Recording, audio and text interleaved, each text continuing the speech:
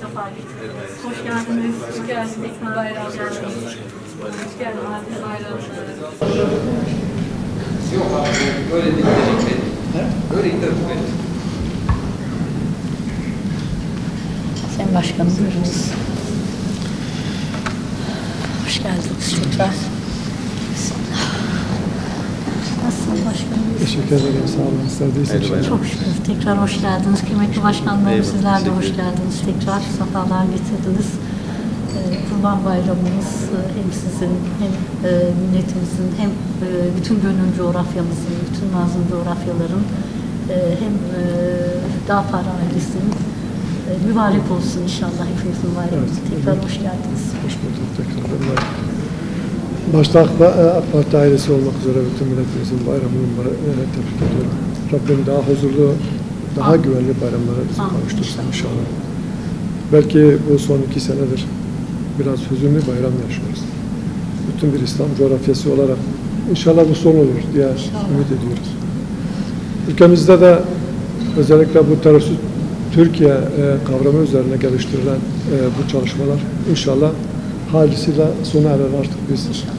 Onlarca yıldır kan, gözyaşı, şiddet, ayrılık, göç gibi sonuçlarını yaşadığımız bu terör belasından bir şekilde artık kurtuluruz. Ve ikinci adıma geçeriz. Yani sadece terörden kurtarmak, kurtulmak tek başına bir çözüm değil elbette. Sayın Cumhurbaşkanı'nın ısrarla dile getirdiği o ilk cephenin tahkim edilmesi de çok önemli. Mutlaka ondan sonra o adımın yerine getirmesi lazım. Terörün bitirilmesiyle ilgili elbette elinde silah olanlarla görüşeceğiz. Devletin değişik kurumları, onlarla ilgili silahların ne olacağı, silah sahibi onların ne olacağı. Elbette devlet kurumları konuşur ama diğer iç cephenin tahkimiyle alakalı bizim çok ciddi sorunlarımız var. Onlarca yıldır Türkiye'de özellikle o 1. yüzyıl diye tabir ettiğimiz dönemin oluşturduğu bazı sorunlar var. O sorunun giderilmesinin yegane çözümünün de o bahsettiğimiz iç cephenin tahkimi ile olur. Ve biz elhamdülillah öyle bir gelenekten, tarihten geliyoruz ki bizim o iç cephenin tahkimiyle alakalı olarak oluşturduğumuz medeniyet bir sonuç ortaya koydu. İslam kardeşliği üzerine, yani dinde kardeş, insanlıkta eş sloganı üzerinde bir medeniyet oluşturduk. İnşallah biz bu medeniyet üzerinde o iç cephenin tahkimiyle ilgili olarak elimizden geleni yaparız. Yapıyoruz. Bundan sonra da yapacağız inşallah. Ama tabii bu konuda yapılması gereken çok adım var. Özellikle anayasa ile bunun düzenlenmesi lazım. Ve yeni bir anayasa olması lazım hakikaten. Darbecilerin oluşturduğu anayasa artık bu millete dar geliyor. Hani bazen konuşulduğu gibi yenilenmiş bir anayasa değil. Gerçekten yeni bir anayasa olması lazım. Anayasa yazma çalışmaları sırasında önümüze şartlar, kaideler, yeni sınırlar olmamalılar. Bu işi yapacak olanlar sıfır, boş bir sayfa üzerine konsensus oluşturacak şekilde mutlaka bu millet bu anayasa yapar diye düşünüyoruz. Rabbim bizi o günlere kavuştursun.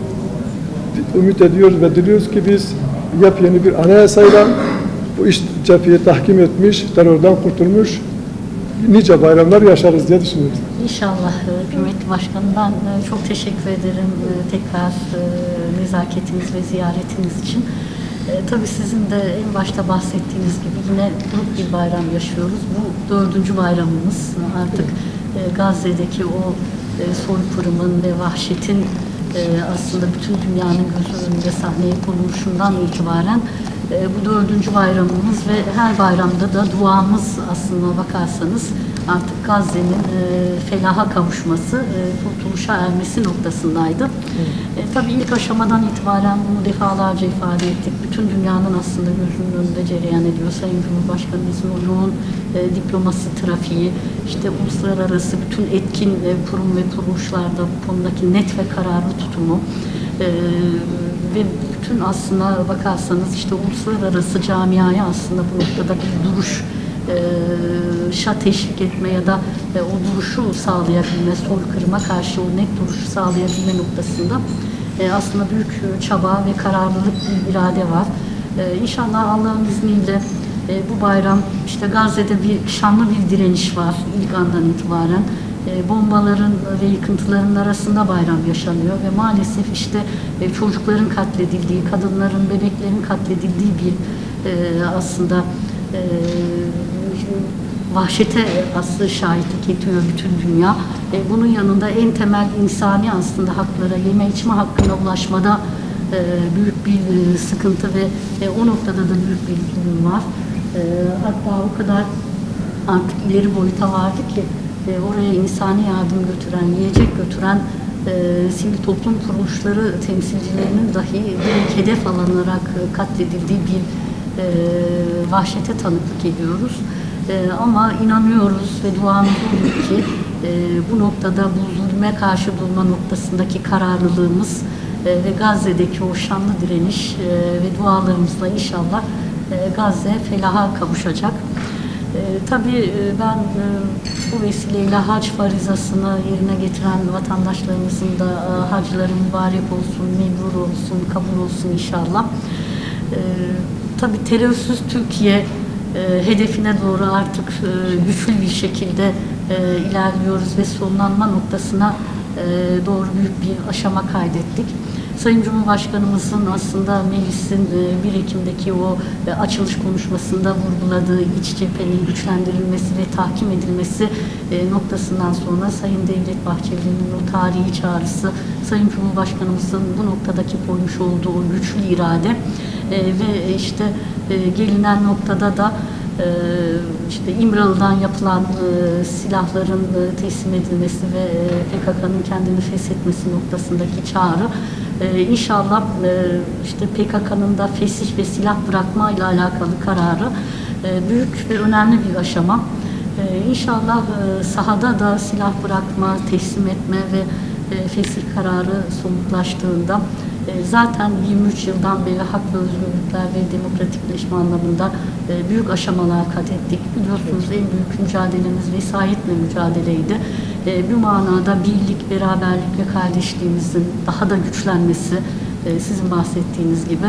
Çünkü bizim medeniyetimizin kodları, inancımızın kodları, örfümüzün, adetimizin, geleneğimizin kodları zaten kardeşliği ve bir ve beraber olmayı, bütün farklılıklarımıza rağmen kardeş olmayı esas alıyor.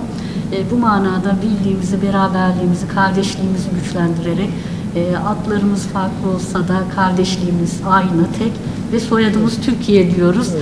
İnşallah bunu da yeni anayasayla taçlandırıp tabii ki sivil, katılımcı ve darbenin, vesayetin etkilerinden uzak toplumun her kesiminin kendini bulduğu bir anayasa zaten bizim hani en baştan beri sıklıkla ifade ettiğimiz bu konuda da gerek siyasi partilerimizle diyalog noktasında gerek arka mutfak çalışması noktasında kararlılığımızın ve çalışmalarımızın olduğu bir konu.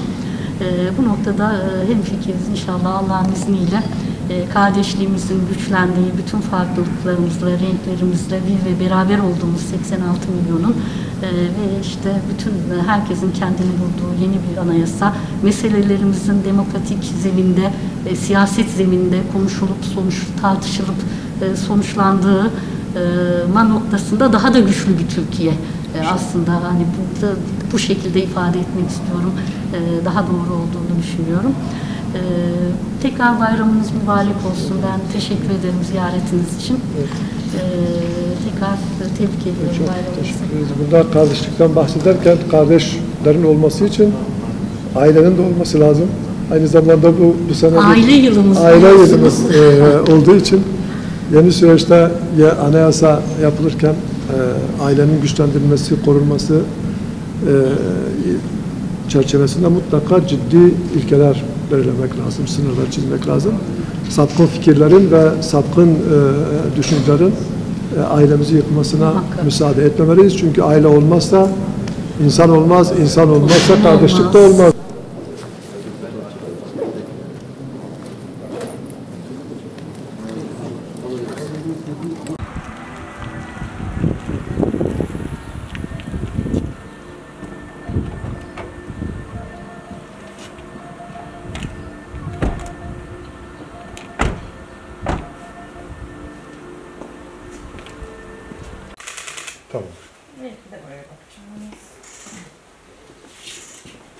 Hayırlı bayramlar olsun. Sayın Başkanım. Buyurun oldu. Genel Başkanımıza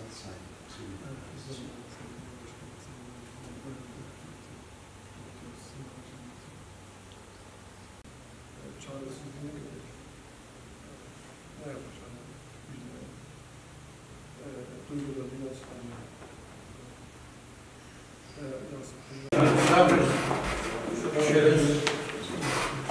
Arkadaşlar çıktı mı? Tekrar hoş geldiniz. Geçen de görüşmüştük sizinle de. Allah razı olsun.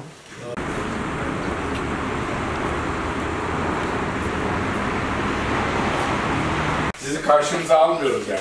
Burayı sayın.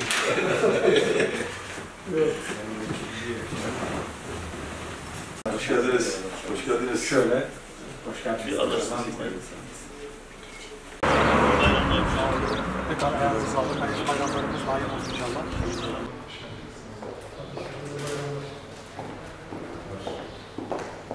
Nasıl geçiyor? Çok şükür, çok şükür. Biz de memleket için uğraşıyoruz. Memleketteydik, Adıyaman'daydık. Deprem bölgesi. Kaç kez orada kaldık. Bir yandan yaralar sarılıyor, bir yandan binalar yapılıyor. Mezarlıkları ziyaret ediyoruz, büyükleri ziyaret ediyoruz. Yani Adıyaman'ın depremden en çok yaralan şehirlerden birisi. Onun için ben memleket ziyaret ediyorum. Çok güzel bir genel merkezimiz var ya. Şey olarak, bina olarak. Nazara gelir. Yok, nazara gelir. Dost nazar etmez. İyi gözüm.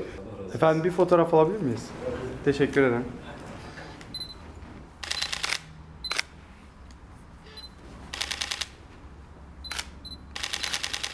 Teşekkürler. Evet. Hoş geldiniz. Hoş geldiniz. Hoş geldiniz.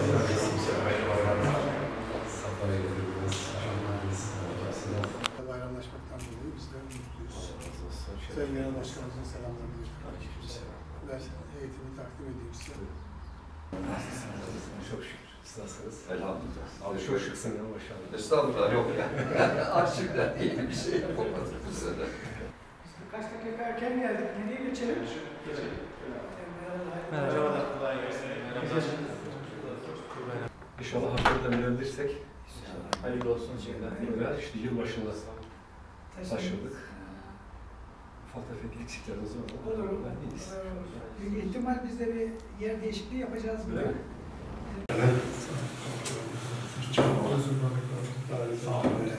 وبس هذا نذكر البدن هذا cihan dersi mi yazdı? Ma Ali Ege deniyor.